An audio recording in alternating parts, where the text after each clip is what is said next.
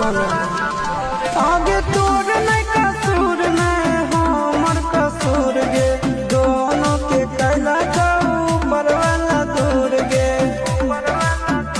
आगे आशीष के छोड़ा के तो मिलोगे चिंटू या न जान से आगे सोना चिंटू या न जान से जोड़ी है बनावल भगवान के दोस्त न है इंसान के आगे सोना दोस्त न है